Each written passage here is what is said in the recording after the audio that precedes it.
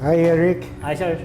Ah, Nice meeting you. nice meeting you. Sige, nasa TNC tayo. Can you tell us about you, Eric, and TNC? I'm Eric Randulfin. I am the President, CEO, and founder of TNC Group of Companies. TNC means TNC means thenet.com. net.com. Saan nahugot yung pangalan na yun? Ano ba yung history ng TNC? Thenet.com kasi nasa IT business so kami. So yung net. So, Okay. kumbaga everybody's on net. Cyberspace ba, parang gano'n. So, yung thenet.com, kaya sa naging TNC, yan yung pinasok na namin yung mundo ng esports, electronic sports. So, yung first year namin into esports, tapos nakipag-compete kami sa mga international. Pagka thenet.com ang gagamitin namin, siyempre mag-cheer sa amin, thenet.com. Parang ang hirap eh. Mahirap siya. So, actually, yun yung unang attempt namin before nung pumasok ako sa esports. Thenet.com yung banner na ginagamit namin. Kasi yun yung business namin eh, thenet.com. Until such time na inisip, parang hirap nga no? Pagka nag-cheer yung mga fans natin, thenet.com, ang hirap. So, yung ginawa kong acronym, yung thenet.com, naging TNC siya. So, para pag sinisigaw na, TNC, mas madali na siya. Pero still, yung meaning ng TNC is thenet.com. Esports. Ano ba yon? For somebody who, like me, hindi familiar sa esports. Yung esports is electronic sports. Actually, before nga, yung business kasi namin is cyber cafe, computer shop. Siyempre, mga gamer. Nung time namin, medyo pagka ang bata ay naglalaro ng computer, usually ang thinking ng mga magulang ay bad influence o kaya bulakbol. Nandun yung pinagdaanan namin na mahirap i-convert yung mga bata na tanggapin ng mga magulang na sports. Kasi pag andong ka nung time na yon, tipong ang iniisip ng mga magulang ay nagbubulakbol lang yan ng sports. So nung pinasok namin yan, isa sa mga pinaka goal ko talaga is turn around, mag 360 degrees na mag-change yung thinking ng parents. So para magawa namin yon, makapag-contribute kami sa industriya kung saan kami, yun yung business namin, yung industriya namin. Gumawa kami ng kumbaga parang it's miracle ba na para makapag-change ng thinking ng parents. So pinasok ko yung sports, tapos gumawa kami ng reason para mahalin yung industriya namin. So ang challenge nga nun ay paano natin gagawin. Nagbuo ako ng team para makipag-compete sa international.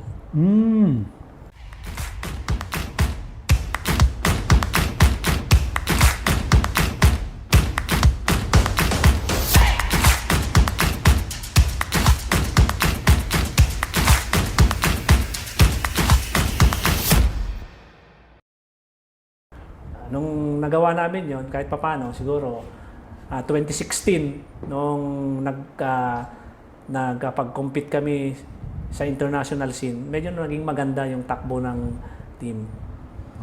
Nakapag-compete kami sa shuttle. Pero before, marami challenges din eh. Nababasa ko nga medyo successful ang mga Philippine team eh. Kaya yun ba yung nakatulong sa pagpalit ng isip? Part nun, malaking, kahit paano nakapag-contribute kami. Kasi kung dati ay walang income yung mga esports player natin. Ngayon, kahit paano talagang nababayaran sila ng maganda. Hindi lang maganda, as in talagang medyo malaki ang salary. Pwede na ikabuhay. Pwede na ikabuhay. Kayo lang ba o marami kayong sumusuporta sa industriya? Marami din. Nung time namin, marami na rin. Pero ngayon kasi talagang nag-peak na kasi yung esports. So marami na rin sumunod na mga players, and organizations and company. So naging maganda yung nangyari. Kasi aside from us as TNC, may mga company din kasi na gusto din i-support siyempre yung industriya para gumanda yung negosyo. Anong unique, anong kakaibang naitulong ng TNC dito sa pag-transform ng esports sa paningin ng magulang sa paningin sa pagiging livelihood ng mga batang naglalaro? Siguro yung discipline. Kasi yung time na yon, pagka sumali ka sa TNC, alam nilang madidisiplina. Hindi ka nag-join sa TNC para lang laruin yung passion mo, ganun. Pag pumasok ka, medyo disciplinarian kasi kami. Paano yun? Anong pinapagawa nyo o hindi nyo pinapagawa sa mga player? Number one, kung gusto mo talagang mag-grow yung career mo as esports, para kang consider mo as a job. At saka siyempre may passion. Kasi kwanto hindi lang siya trabaho, mahal mo talaga yung ginagawa mo. Hindi ka naglalaro dahil gusto mo lang kumita ng pera. Medyo malilihis mo yung purpose nun. Siyempre, hindi ka naman maglalaro ng more than 8 hours kung hindi mo mahal yung ginagawa mo. Kung hindi mo gusto yung ginagawa mo, passion mo siya, may talent ka. Tapos ang tinutulong namin nun ay paano i-develop yung team o yung player na maglaro sila as a team. Kasi maraming player magagaling. Pero pag naglaro na yung 5, ibang istorya na yun. So, ang ginawa namin before,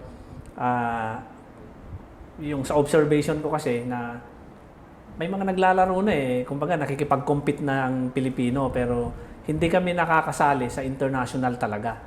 As in, nagko-qualify, gano'n. Tapos ang ginawa ko noon, yung last na slot for TI, nag-try ako na bakit hindi tayo mag-import ng player from other countries kasi ang pinaka-purpose noon para malaman natin ano ba ginagawa nila. Bakit hindi tayo nakakapag-compete talaga ng umaabot tayo sa magandang result ng tournament. Gano'n. So nag-decide kami mag-import ng player. Okay. Para one reason, may matutunan kami. Para i-apply sa susunod na season, parang gano'n. Naging maganda naman yung result. Anong pinaka-highest na na-achieve ng TNC team sa e-sport? 2016 ay nag-qualify kami for the international. Tapos nag-place 8 kami. Pero ang maganda kasi noon, tinalo namin yung back-to-back champion ng major, tapos favorite team, tapos siya yung expected magcha-champion, tinalo namin yon. Tapos after a few months, nag-join kami sa WESG. Yun yung unang-unang champion namin ng world champion, yung WESG. Equivalent yun ng Olympic ng esports. So world champion Philippines World champion sa Philippines. Olympics ng esports. So, yan yung WESG. Naging back-to-back champion kami doon. Wow. Tapos tuloy-tuloy na yon. Champion din kami ng MDL, Major. Tapos kami din yung kauna-unahang nag-champion ng ESL na Filipino team. International din yon. Okay. So yun yung mga achievement na nagawa ng TNC sa esports. Okay. So kung ako aspiring player, ngayon pa lang paano ko malalaman na si TNC ang makakatulong sa akin? Ano bang pupunta ba ako? Anong kailangan kong gawin para ma-consider ng TNC? Actually parang basketball player din yun nag-scout din. Nag-scout scout kayo? din. Halimbawa sa basketball, di ba, nag-scout sila sa mga provinces, ganun. Ganun din yung sa esports kasi may mga rankings So, nakikita natin yon. Pero hindi ibig sabihin na magaling kang player individual, magaling ka din as team.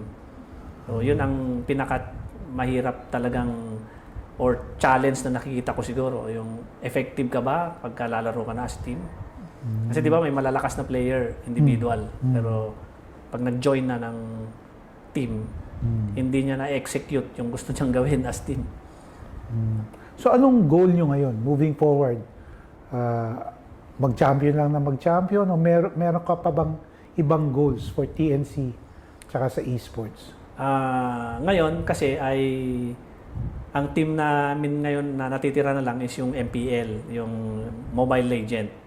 Okay. Kasi during pandemic, siyempre affected din yung business namin dahil kami yung huli-huling nagbukas na industriya.